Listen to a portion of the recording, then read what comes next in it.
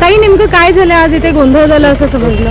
माझं निवडणूक प्रतिनिधी दिलीप जिवामे माझे शाखा प्रमुखपणे शाखेचे इलेक्शन शांततेत चाललं होतं, परंतु सन्माननीय आमदार यांचे सुपुत्र माझ्या विरोधात उभे आहेत.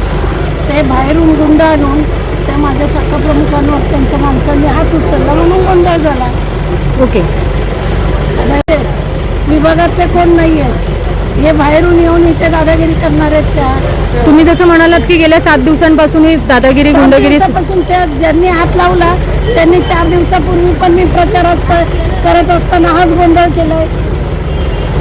ठीक. हे आत्ताच झालं असं नाहीये. आता प्रत्येक टेबलवर आम्ही जातो तर सांगतात, आमदार येतात, निधन देतात, धमकवतायत कार्यकर्त्यांना. हा कुठचा लोकशाहीचा प्रकार आहे? लोकशाहीमध्ये असं असतं का?